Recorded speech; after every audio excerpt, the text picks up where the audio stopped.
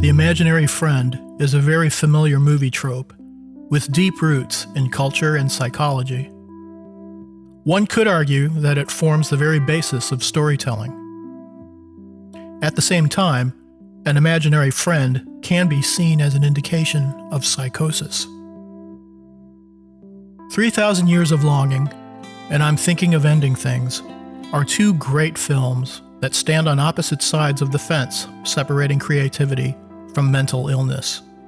And yet they share many things in common. Both films largely take place in the inner lives of two very different people, an author and scholar, and a high school janitor. Both are middle-aged and live alone. Their respective imaginary friends come in the form of a djinn and a young woman whose identity frequently changes. The djinn and his stories, not to mention his propensity for telling stories, stem from the author's knowledge and expertise, which includes everything from biblical figures to the history of the Ottoman Empire to esoteric knowledge from the Renaissance. The young woman, who may have originated as someone the janitor saw during trivia night, also exists in a world populated by the janitor's particular interests, which include painting, poetry, Pauline Kael, and Oklahoma. Both the djinn and the young woman can be seen as manifestations of their respective Imagineers' inner desires. And although the author does eventually get it on with the djinn, these desires encompass much more than just sexual fantasy. For Alethea, the author, the djinn is the embodiment of the distant past, both historic and mythic, the grand sweep of storytelling. That is her life's work. He is also a sounding board, pressing her to work through her feelings about whether or not she truly is as content with her life as she claims she is. Last but not least, he serves as her muse, her inspiration, as she channels his stories and their shared experiences back into her work. For Jake, the janitor, his young woman is purely wish fulfillment, a means of warding off disappointment and self-loathing. She serves as a girlfriend, one that his invented younger self can proudly take home to the parents. She's alternately a poet, a painter, and a physicist, someone who lives up to his ideal, thus validating his self-worth. Ultimately, she's something that he can avoid reality with. She's little more than a painkiller, one whose effectiveness is slowly but surely wearing off.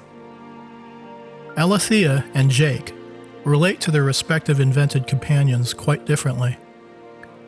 Alethea derives growth and insight from the djinn. Jake simply wants escape from pain and some way to revise his past. Alethea integrates the djinn into her inner life. She allows herself to be vulnerable with him. Jake is so uncomfortable in his own skin, he actually keeps the young woman at arm's length by casting her as a girlfriend to his fictional younger self, where he's just as much a spectator as when he's watching a Robert Zemeckis movie. The comparison may initially seem slightly unfair when you consider certain class distinctions and the fact that one person has an occupation that affords her both personal satisfaction and professional recognition, while the other person is a menial worker at the high school he attended as a young man.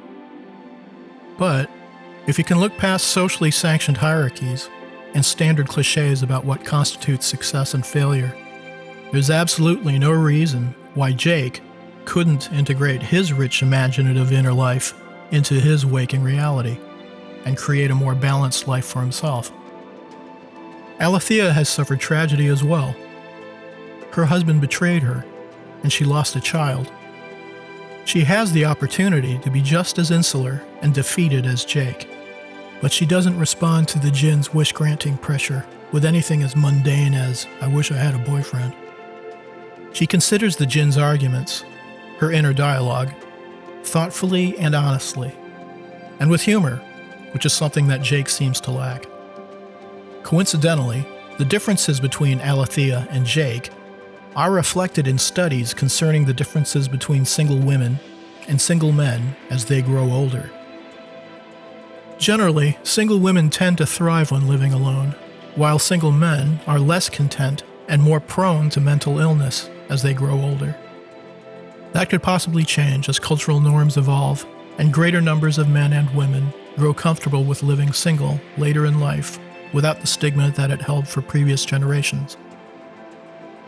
Both films, on their own, are rich with many other themes and ideas, but when juxtaposed this way, they seem to provide us a choice as to how we interact with our most private imaginings. We can simply consume them as self-deluding, ego-shielding entertainment that keeps us in the dark. Or we can work honestly with the many fictions we tell ourselves, and in the process acquire a greater knowledge of both ourselves and of others.